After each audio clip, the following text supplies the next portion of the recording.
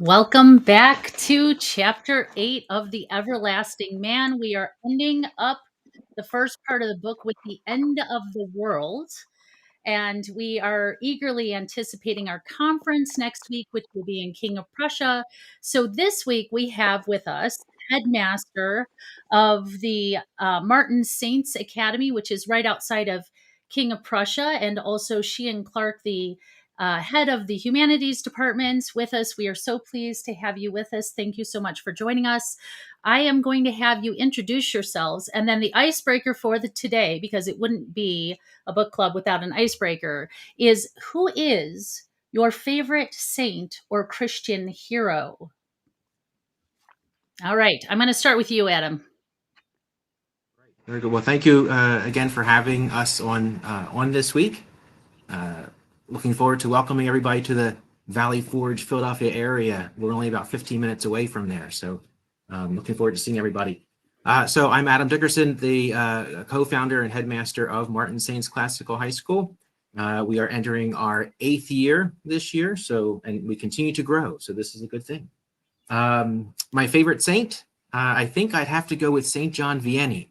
I chose St. John Vianney as my confirmation saint because I was thinking about being a priest back when I was being confirmed, and I've come to realize that it was not a waste. His example as priesthood, we're all called to be priest, prophet, and king, and so his example, the way he, fasting and importance of confession, etc., they're very important for all of us, and as husband, father as well. So I'm going to go with St. John Vianney today. Absolutely solid choice. Solid choice. All right, Sheehan, what about you? Yeah, I'm glad that Adam said today because there are different seasons where they change, and there are different saints that are my favorites. But at the moment, I'm going to go with Zelly Martin. We had a speaker come to Martin Saints in January and speak to just the staff, talking about the life of one of the Martin Saints, talking about Zelly specifically. I think that's right, or maybe it was both Zelly and Louis. Either way, her life just really spoke to me. She's someone who went through a ton of suffering, and she showed how someone can go through real pain and still become a saint. She died of breast cancer at 45. She struggled to make friends. She lost children. She herself had illnesses. She went to Lourdes hoping for a cure, thought that she was going to be cured, and she wasn't. So it just teaches us once again that faithfulness doesn't guarantee worldly comfort or worldly goods. But she's somebody that is definitely someone I've been leaning on lately. Beautiful. Thank you. Yeah. Gretelyn. So cool. I'm seeing some great ones in the chat too. Just by the way, that is such a hard. Susan always picks the hardest questions, and I can never choose. But that might say more about me than it does about her. But I think I'm just going to go with the saint of the day, which is the 16 martyrs of Compiègne. They were a group of nuns who were martyred during the French Revolution, and there's a Francis Poulenc opera about them that's very hard to listen to, but very beautiful. And it's an amazing story. It's a true story, amazing story. And yeah, I'll take that for today. Yes, that's incredibly liturgically appropriate, and there's so many to choose from. We have this cloud of witnesses, all of these friends, and in our family we have so many patrons because we need them all. So it's we just keep accumulating them. Our family's particularly devoted to Our Lady of Guadalupe, and then Saint Anthony is called on at least twice a day, if not more. So I love Saint Anthony. So I think I'll go with St. Anthony for today. But again, I reserve the right to add on at any moment. So, and then I'm seeing some amazing things in the comments. St. Kateri, I've got a daughter named after her. St. John Paul II, beautiful St. Charbel, St. Monica, St. Augustine, St. Mother Teresa, Teresa of Avila, the Little Flower, so many beautiful saints that we have, such a wonderful heritage. St. Joan of Arc, St. John Jugan, it's just never ending, this giant group of friends that we have. So grateful to have all of these beautiful Christian witnesses. So But now we're talking about the end of the world. So men not only ceased to believe in the gods, but they realized that they had never believed in them. We are right on the cusp of Christianity. Everything, the wheels are falling off. And that's what Chesterton talks about throughout this chapter, laying the groundwork for the second half, which is shorter, but I think more optimistic half. So let's start off with a question that Dale proposes in the back. He says, "What is pessimism?" So, Adam, you want to go ahead and give us some insight into that question? Well, sure. I think page 54 is where there's the answer to that. First paragraph, first full paragraph. It's not in being tired of evil, but in being tired of good. G.K. Chesterton is not a saint yet. That's why I didn't pick him. But a Christian witness, I suppose. But I just love the way he turns things upside down. How true it is.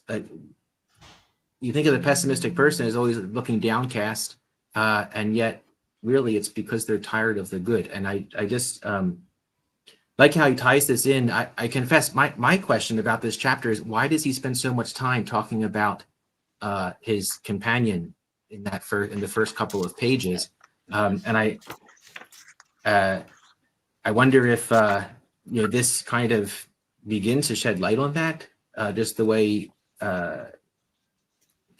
I don't know if he's just kind of the high thinker is kind of giving up on what is good. I don't know. Is there any connection between what is pessimism, his definition, and why he spends so much time? Well, I think he's criticizing the thing that he's been criticizing throughout the book, right? Where he's saying these people are thinking so much about things that they just make absolutely no sense. The idea of the church has the spire, and that's phallic, and all of these, putting in these sort of ideas that are layered on top of it. But the reality is that if you turn the church upside down, it wouldn't make any sense.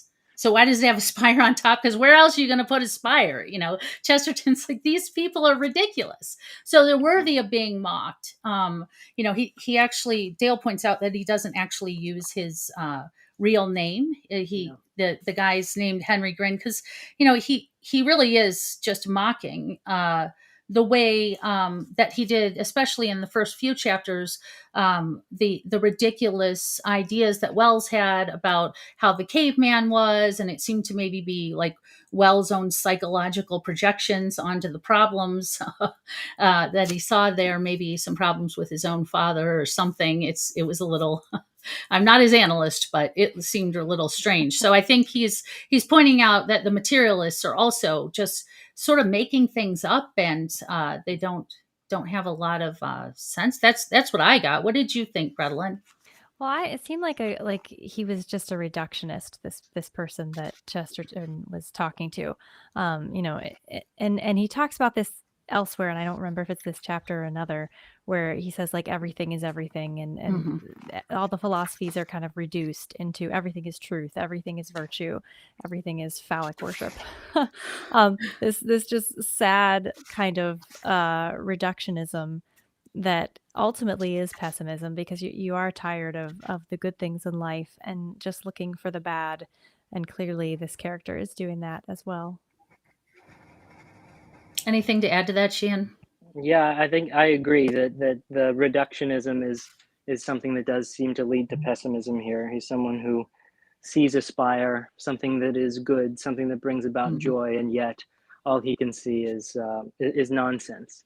But I also think that those first few pages, and I agree with Adam. It was tough to know that what's this happens with Chesterton all the time. Where's he going with this? But then, eventually he makes you realize, that he was doing the right thing the whole time.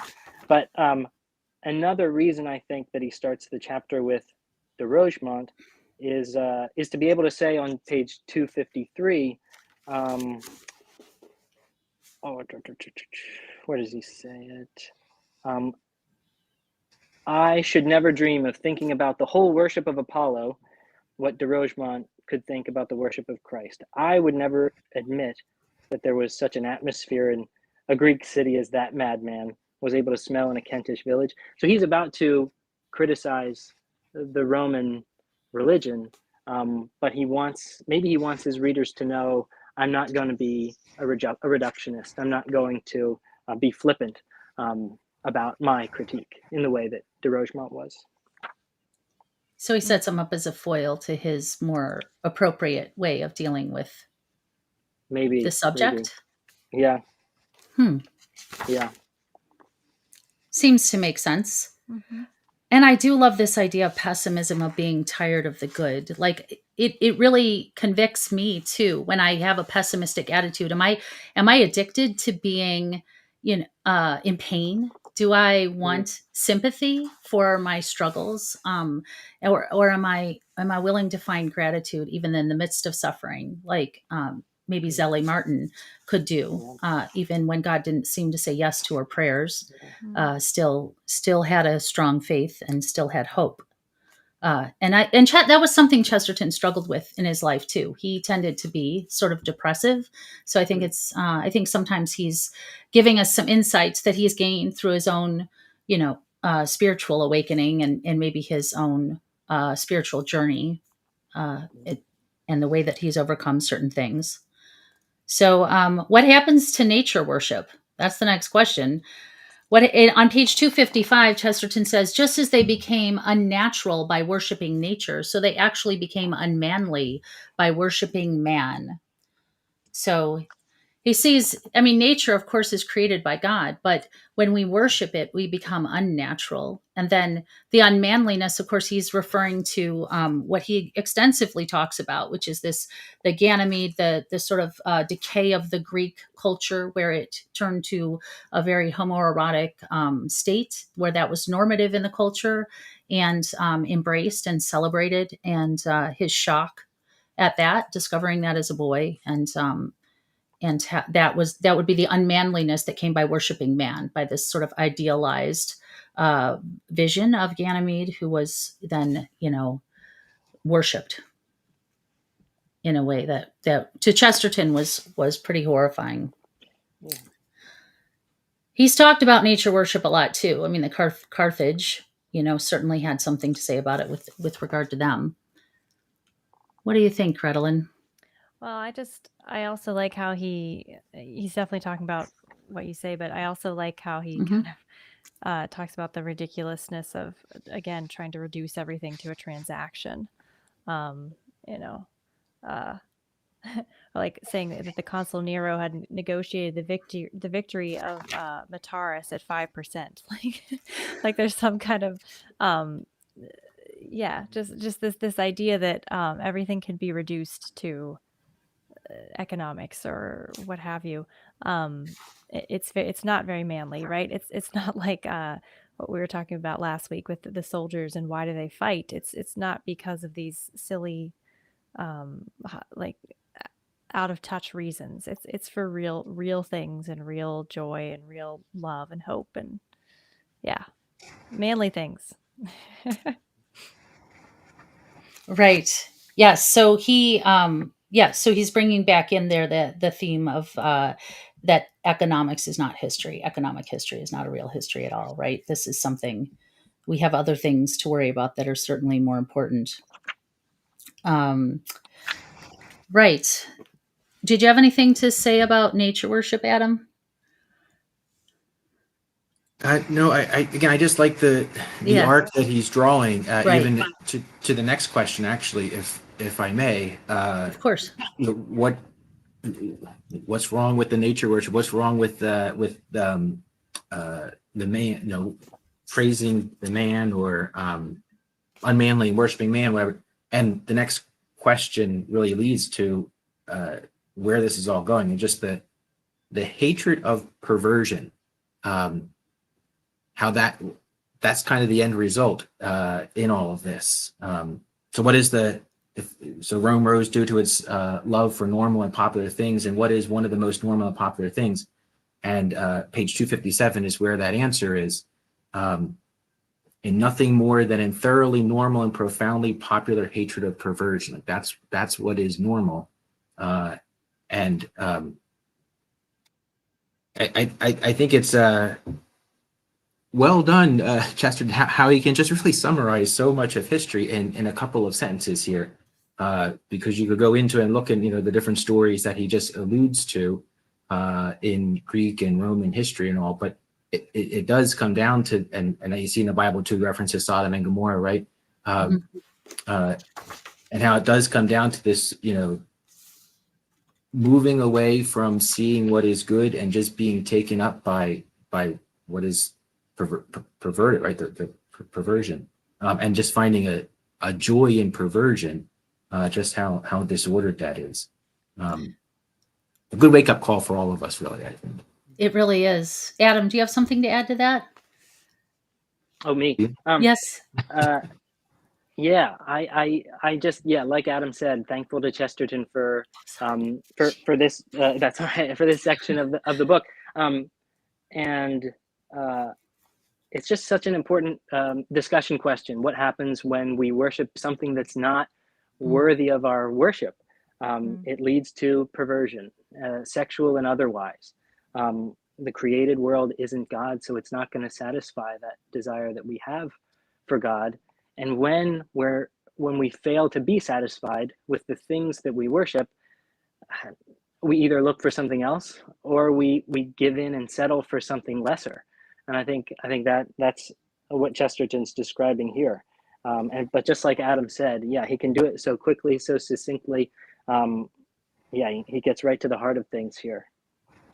He really does. Oh, go ahead, Gretelyn. It just makes me think what you were saying, Adam, and in some ways, Sheehan, but we have this phrase now where people are saying normalize this, normalize that, and there are things that aren't normal, right? And they're usually bad things. So it's just interesting that he's really Chesterton's really showing that the normal things are the things that are at least worthy of some kind of worship, even if they're not quite God. In this pre-Christian era, it made sense to worship normal things, but when we try to normalize these things that aren't normal, it's like an extra layer of disorder. I don't know. And it really is. Further on down page 257, he talks about how among the Greeks, a perversion had become a convention. I think that's a real sign of societal decay when that perversion becomes normal for a society, when it becomes just a convention, something that's handed on as if it were something that's normal. So I think we kind of have to be have our own eyes out, our guard up, for those things that have been handed to us as if they were normal. Because just because something's icky or strange doesn't mean that it's either good or bad. We definitely need to use our reason and seek answers beyond just what we've been handed. We do. I saw something on the middle of page 258. He says, nobody who reads even a few lines of Virgil can doubt that he understood what moral sanity means to mankind. And sanity in Chesterton's writing is always sort of a buzzword for the family and for distributism, for Catholic social teaching on the family and how it relates to society. And so what I see in that is the homosexuality that he was sort of distraught by as a young boy. This is a destruction of the family, of procreative union, of life. It really ends up at his core. A lot of the things that Chesterton was so disturbed by on the moral order were eugenics, abortion. He's talked about child sacrifice in this, and now he's talked about homosexuality, and a lot of those. If you look at them from a theology of the body perspective that we have now, they all separate this procreative and unitive thing. They're all anti-human and they're all anti-life. And I see him recognizing that the Romans, with their appreciation for domesticity and their appreciation for life and their appreciation, even though it too had its flaws, they had a fundamentally differently ordered culture where at least that life was possible. And at least that family was the paterfamilias, the things in the home that was seen as the center of society. And so it was a more rightly ordered society. Of course, it hadn't been redeemed, but it was more receptive than to the grace that came when Christ came. because of this sanity, moral sanity. That's definitely a Chesterton key. So so he goes on to talk about folklore, and this is something else from Virgil. He says the other element in Virgil which is essential to the argument is the particular nature of his relation to mythology, or what here in a special sense might be called folklore, the faiths and fancies of the populace. So what is folklore, and then why does that matter? That's on the bottom of page 259 to 260.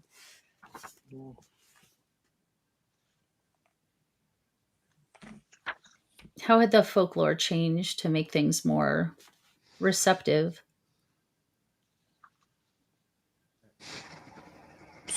So the answer as to what is folklore is there at the bottom of page 259. I thought it Yes. interesting, and I try to find something, can't find it, but I think he goes on from there. At one point, he's talking about like when do the boys stop, having fun or whatever, and then go and torture the cat. Basically, it's when they get bored, because the folklore, or the mythology, right? That they aren't really rooted in anything. And I just thought that was a good connection to make, and how again, even in today's, what's the idle hands of the devil's workshop, right? When there's boredom, how it leads us to this love for or acceptance of the perversion, right? Beautiful in the comments. Kenneth Stack says, boredom is the end of a heart that isn't seeking God. That's great. That's really Yeah, nice. Chesterton has a lot to say about boredom too. He sounds like my grandma. She would say, only boring people get bored. And Chesterton says that all the time in different ways. A heart that's open to wonder is also open to God. A heart that's open to contemplation. I want to read the quote that you alluded to. It's on the bottom of page 263. It says, there comes an hour in the afternoon when the child is tired of pretending, when he is weary of being a robber or red Indian. It is then that he torments the cat.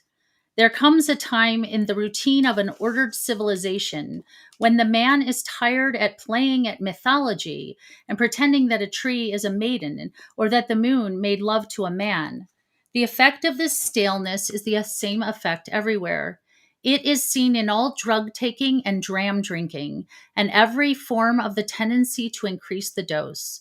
Men seek stranger sins or more startling obscenities as stimulants to their jaded sense. They seek after mad Oriental religions for the same reason. They try to stab their nerves to life, if it were with the knives of the priest of Baal. They are walking in their sleep and trying to wake themselves up with nightmares. Whoa. I mean, I had to read that because that's just an amazingly insightful and poetic piece of writing. Mm-hmm. Yeah. I agree. It reminds me of Flannery O'Connor, the way that she shocks us out of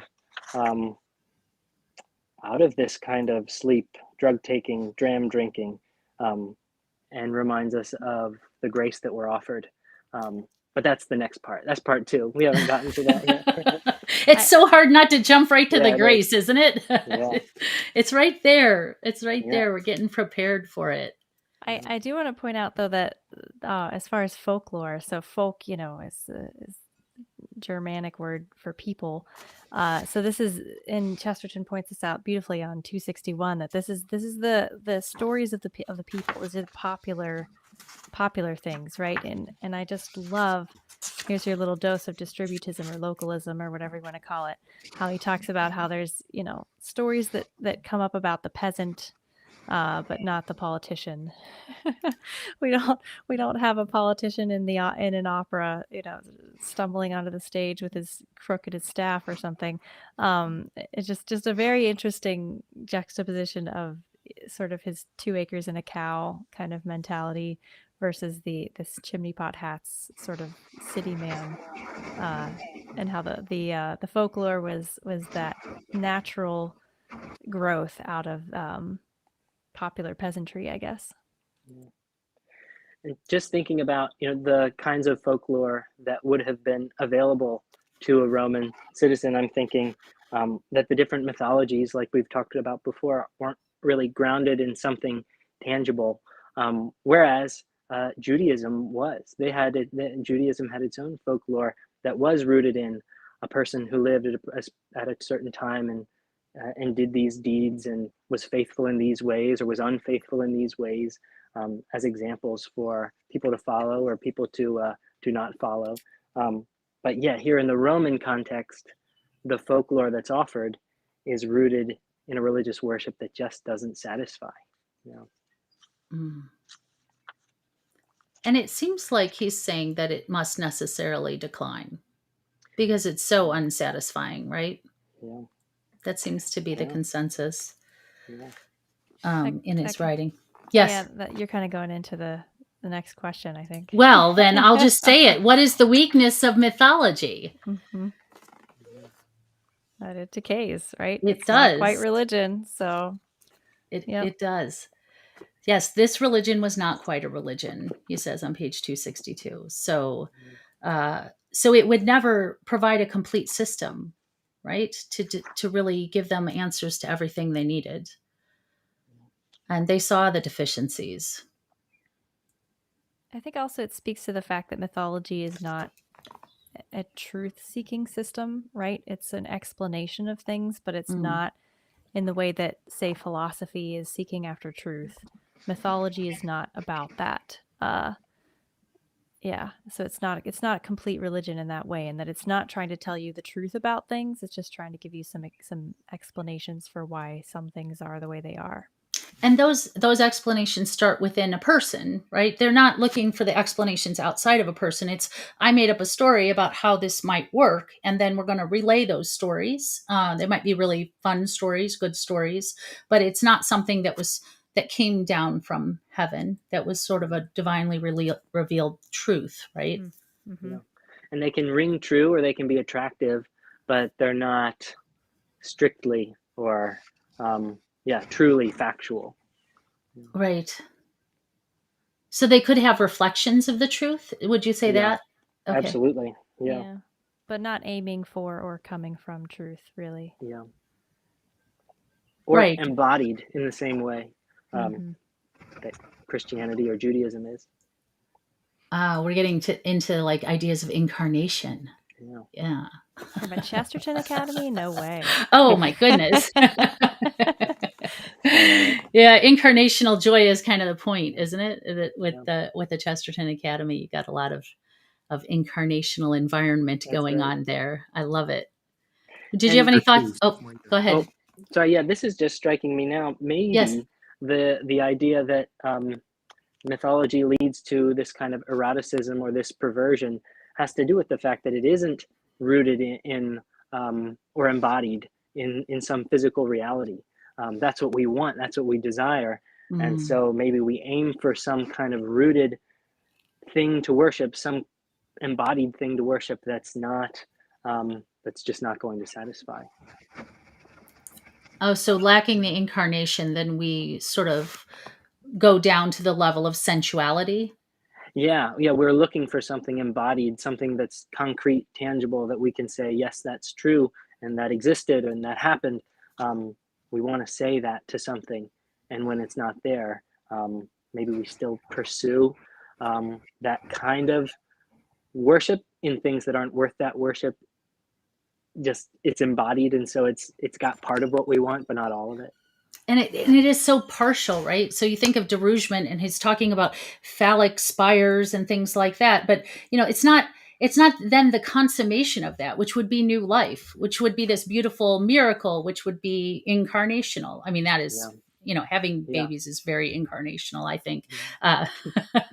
And so it's divorced, and it's just broken up. And I think that's the perversion that Chesterton's so disturbed by, this separation of the sensuality from this more fuller picture of procreation and participation in God's life.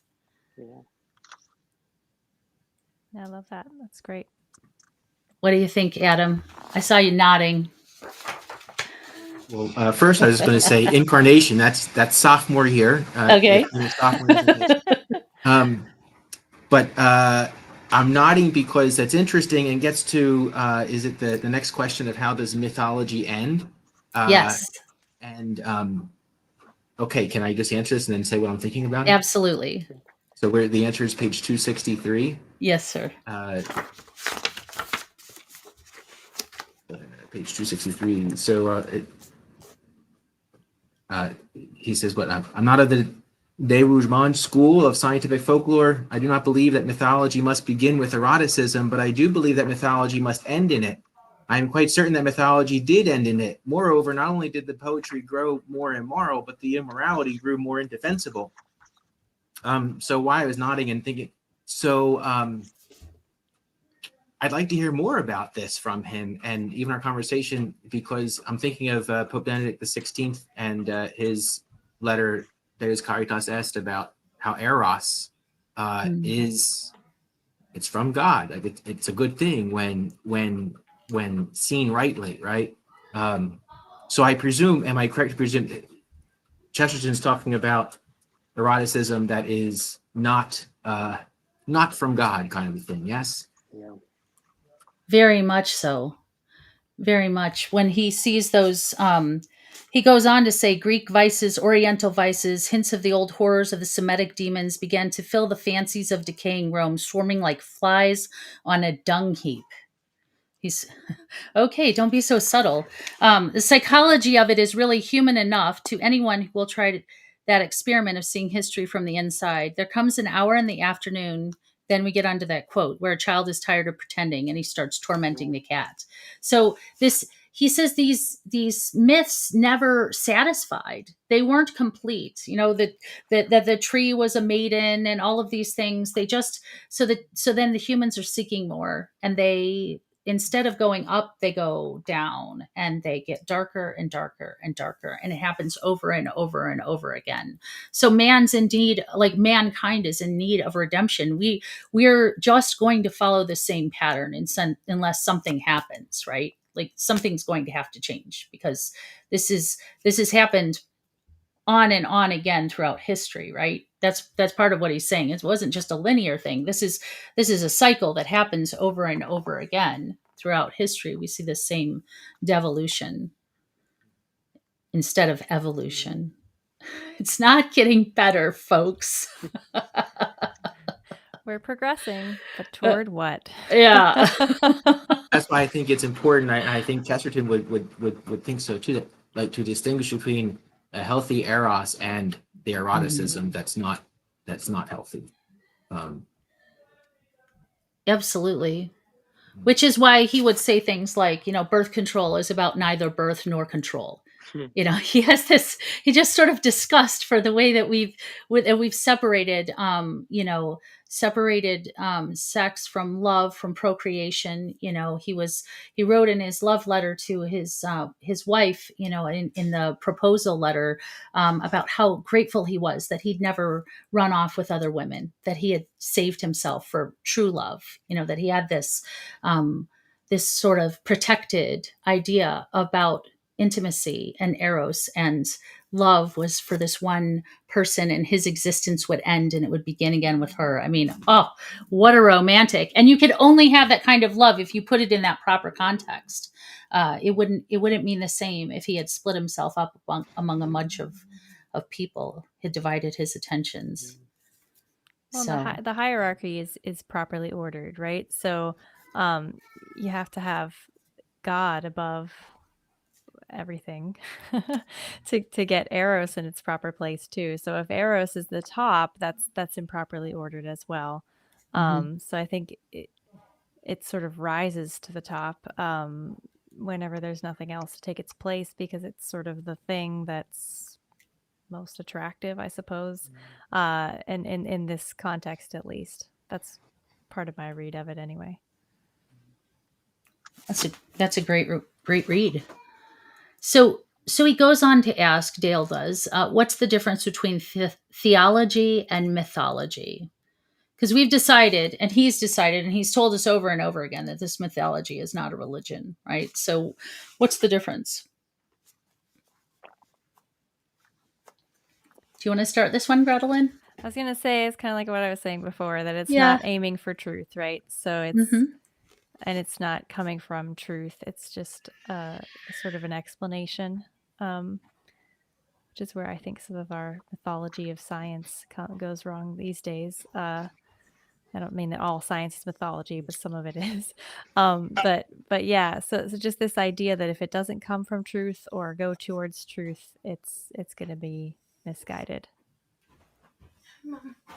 Yes, absolutely. Absolutely. So, I'm sorry. I had a visitor. We'll turn it over to our guest now. Yes, we'll turn it over to our guest. Hopefully you're alone. So the difference between theology and mythology, there is a quote that I picked out that was related to this. I'm going to go ahead and read it, and then I'd like you guys to comment on it. It says, "It is said truly in a sense that Pan died because Christ was born. It is almost as true in another sense that men knew that Christ was born because Pan was already dead. A void was made by the vanishing of the whole mythology of mankind, which would have asphyxiated like a vacuum if it had not been filled with theology. But the point for the moment is that mythology could not have lasted like a theology in any case. Theology is thought, whether we agree with it or not. Mythology was never thought, and nobody could really agree with it or disagree with it. It was a mere mood of glamour, and when the mood went, it could not be recovered." Adam, agree or disagree? I agree. I actually would continue reading the next sentence there, though. So this Sure. is 264 to 265, because Yes. so men not only ceased to believe in the gods, but they realized that they had never believed in them. Yes. They had sung their praises, but they had danced around their altars. They had played the flute. They had played the fool. And the reason why I read that line too, it just kind of reminds me of. I mean, there's a reason why there are Chesterton schools, because there's cultural Catholicism, and people, choosing Catholic schools because that's what my uncle went to. And then he realized, oh, we maybe we never really believed these things in the first place. And putting in the context, not in like a judgmental way, but as Sheehan pointed out from the beginning there with the story, like, from a place of humility, like not being flippant or dismissive on cultural Catholicism or anything like that, but just recognizing, oh, there is a crisis of a situation. There was then, and it was the downfall of the Greeks and the Romans, and let's do something different then. Let's have a Chesterton school. But that's what that was reminding me of, the sort of the cultural. How often do we find that, oh, maybe I didn't really believe this in the first place? Interesting. Very good. Yeah, maybe I didn't believe this in the first place. And it's also, again, like we said, it's this sort of the mythology begins within the person, and it's a story made up to talk about how the world works, instead of something that is seeking a truth that's outside of a person, right? Outside of your own experience. So it necessarily has to be different. That I wonder though about this idea of it was almost as true in another sense that men knew that Christ was born because Pan was already dead.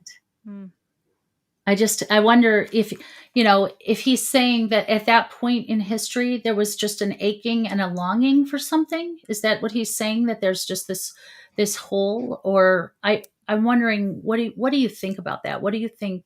Do you agree with that? Do you think that it was sort of a necessary point in history where the incarnation sort of had to happen? I mean, obviously it did happen. So I'm looking for the part where he says that this is like as far as men could go. Do you know where that is? But he's basically saying like this was the best that we could do on our own. It's toward the end, I think. Oh, let's see. If you see it anyone in the chat, if you know what it is, drop it in.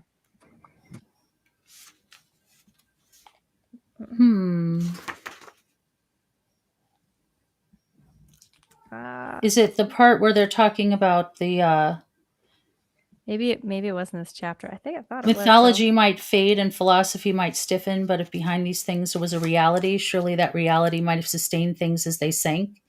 There was no God. If there had been a God, surely this was the very moment when he would have moved and saved the world. No, Is that what maybe you're it's the thinking part of? where he's talking about defeating Carthage again. He just touches on it briefly in this chapter, and he says basically that was the best of humanity that was able to do that.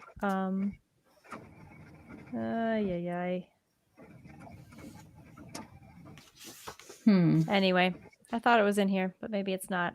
Maybe it was a different chapter. But he's basically saying that this was as good as we could do on our own, and we needed the incarnation to get to the next step. Right. Well, at the bottom of page 266, it does say man could do no more. That is the last sentence of that. Yeah, maybe So that's what it is. Yep. That is that sums up your whole argument right there. Man could do no more. We need something else, right? We need God. It's the moment in history when he could move and save the world. God was, and then, oh my goodness. Well, let's talk about what did Rome, the pinnacle of human achievement of civilization, finally realize? What did they realize? Perhaps I answered that by reading on. I jumped ahead. I think you did. Sorry. Yes. That's no problem. Yeah. God's, that they never believed in God, right? That this wasn't really a religion. They realized that, right? I think that's what Chesterton keeps saying. I'm going to get to the questions, but I want to, one of the things that Chesterton does so well, and I just wanted to point this out because I thought this was really important, and it wasn't something that that was strictly covered by the questions at the back of the book, but his description of the early Christians just kind of blew me away on 269. So, Shan's back. Wonderful. I'm going to pop him. Move him up here. Hi. Hey. Welcome back. No worries. The world hasn't ended yet. So I was just about to read something about the description that Chesterton had of the early Christians. And it's at the bottom of page 269. And he says that they seemed to be saying that God was dead and that they themselves had seen him die. Yeah. This might be one of the many manias produced by the despair of the age, only they did not seem particularly despairing. They seemed quite unnaturally joyful about it, and gave the reason that the death of God had allowed them to eat and drink his blood. According to other accounts, God was not exactly dead after all. That trailed through the bewildered imagination some sort of fantastic procession of the funeral of God, at which the sun turned black, but which ended with the dead omnipotence breaking out of the tomb and rising again like the sun. But it was not the strange story to which anybody paid any particular attention. People in that world had seen queer religions enough to fill a madhouse.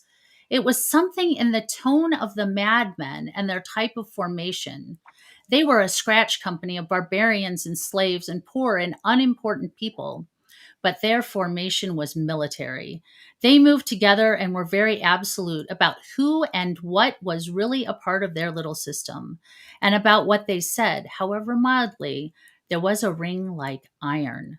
Men used to many mythologies and moralities, could make no analysis of the mystery, except the curious conjecture that they meant what they said. All attempts to make them see reason in the perfectly simple matter of the emperor's statue seemed to be spoken to deaf men. It was as if a new meteoric metal had fallen on the earth. It was a difference of substance to the touch.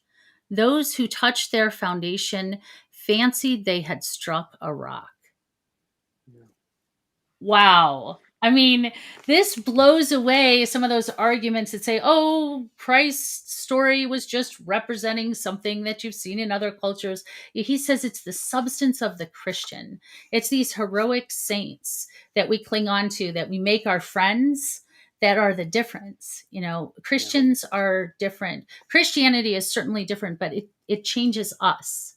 It's not just a story. It's something that changes the very substance of who we are. And that is a living, breathing thing. but his description too of just the awesomeness and the strangeness of Christianity from sort of an outside perspective. Because when I started reading it, I wasn't quite sure what he was talking about. I'm like, eat the flesh of their God. Oh yeah, that religion. The one that I have, that one, that strange and awesome religion that I believe. Wow, amazing. Can I just say, can I just say real quick, I'm happy to hear that you were kind of not sure what he was talking about, because I wasn't either. I think what's nice about these 2 pages is, as you're reading it, like, is he talking about the Christians, or is he talking about the Romans? I think it is kind of a back and forth. Like when he's talking about the cloud of witnesses, at first I was thinking, is he talking about heaven, that like the church triumphant? Oh no, wait, he's talking about the Romans in the Colosseum or whatever, who are watching and they're. I'm glad you were a little confused too, because I was, and I wonder if it was done deliberately to kind of get you into this world. Like, hey, people didn't all of a sudden believe as a society. It took, there was some fluidity in it. Anyway. Right. And they saw, even the Jewish people who were religiously adherent heard this terrible idea of cannibalism, which was certainly outside of anything that was allowed in their faith. And, the Jesus is saying, gnaw on my flesh. And the Jews are going, whoa, that, I like your stories about being kind and good, but what the heck? This has gone too far. I don't know what you're doing. And it was strange. It was strange to the Romans. It was strange to the Jews. It was something different. And maybe it was like this Oriental idea. Sometimes I've had kids. I have 9 kids, so they all have different ways of wandering. And some of them have been really interested in Eastern mysticism. And I said, hey, man, if you want weird, you don't have to go outside of the Catholic Church to get to weird. So it's got plenty of its own type of exciting things. And I think that Chesterton encourages us to do that. Look outside and kind of look in and see the strangeness of the faith, of its distinction, which is really beautiful, beautiful thing, I think, for our own faith life, to not take it for granted, and to like he does in Orthodoxy, maybe stand on our heads and see it in a new way. Yeah, that's definitely something that Chesterton comes back to over and over again. This notion that Christianity is weird. So much of Christianity has come to us as convention. There are so many people in our world today who have so many Christian values, but would not identify themselves as Christian, and yet they might hold on to very, very strongly the idea that every human person has dignity, and yet they wouldn't want to be part of a church or something organized, or certainly not Christianity. But I do love the way that, like Adam was pointing out, the way that Chesterton even makes Christianity feel strange to us on page 269 and 270. Like, oh, who is he talking about? Who's this group that comes on the stage? It's similar to the way that C.S. Lewis makes Christianity new in the Narnia series. You come at it from a different angle because it's so normalized from the angle that we've grown up looking at Christianity.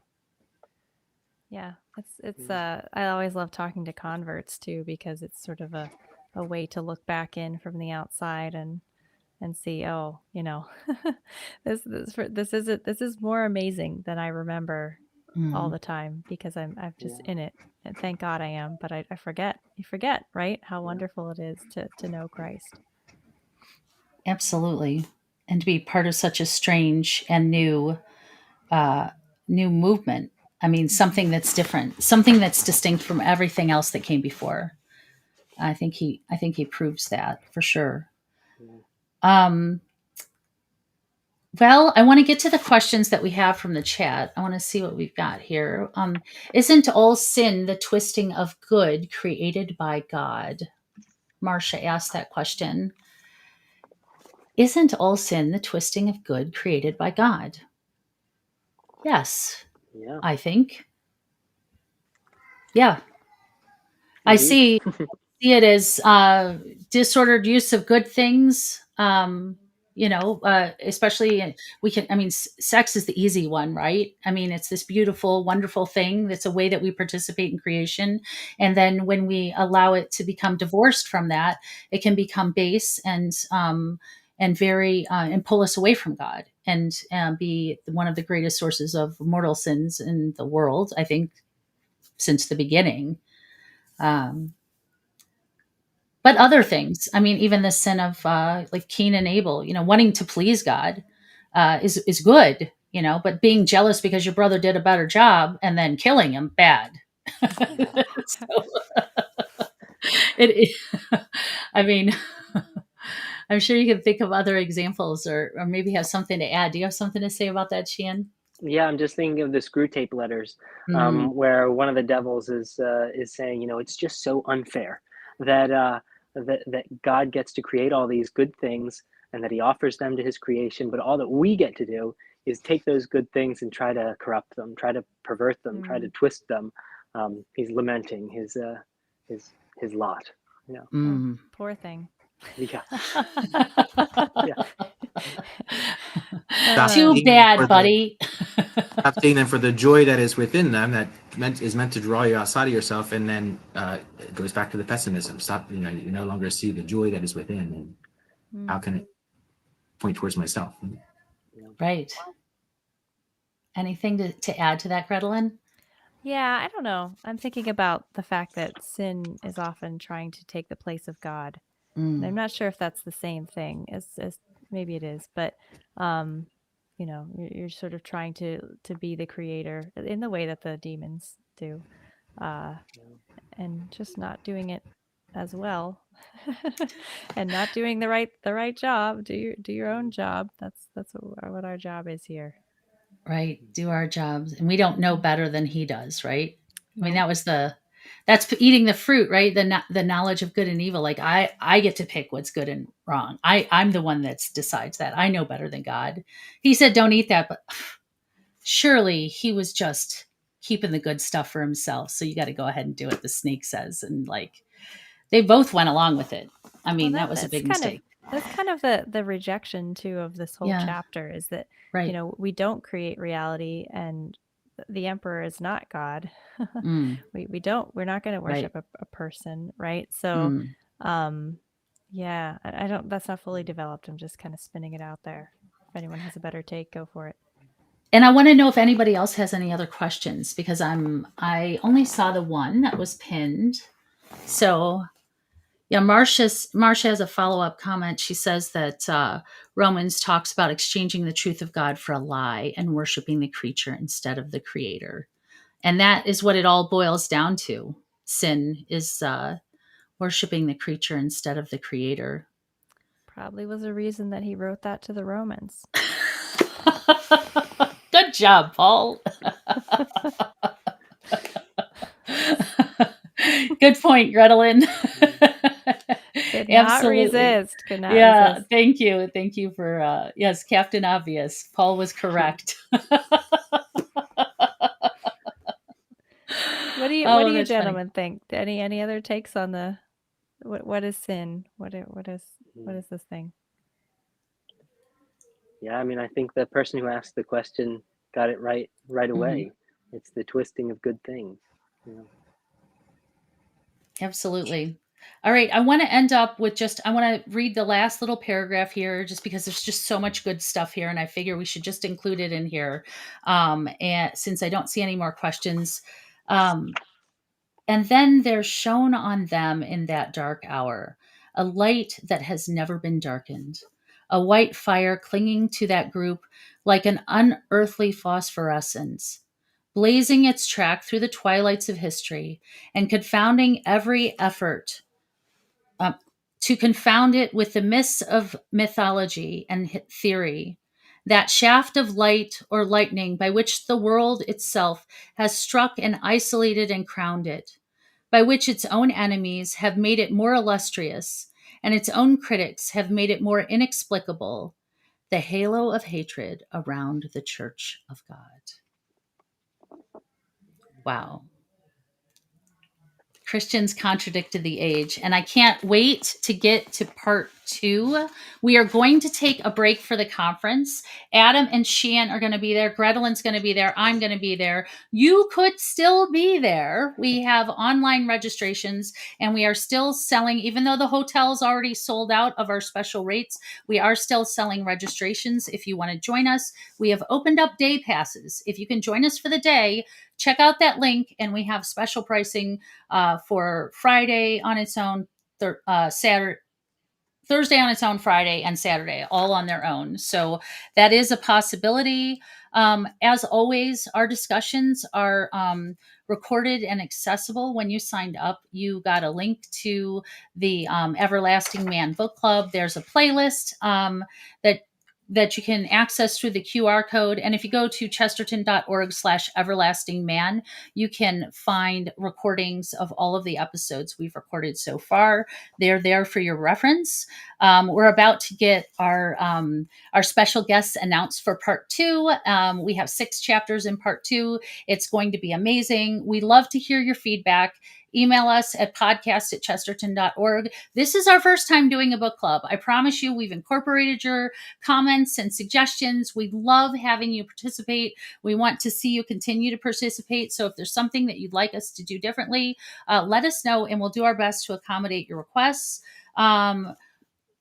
Knights of the Apostolate are monthly donors who help us to support what we do. They keep us going. They sustain things. We don't have to worry about always asking for money because we've got this great group of people who are just willing to put some bucks behind us and support us every month.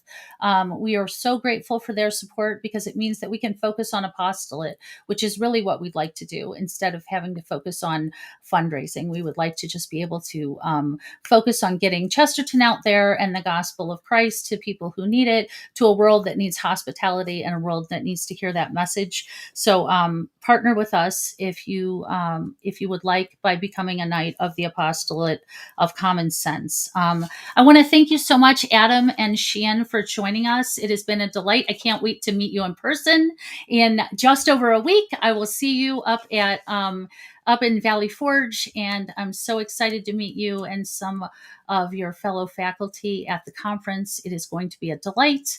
So good night, all. I thank you for joining us, and remember that Chesterton is always better with friends.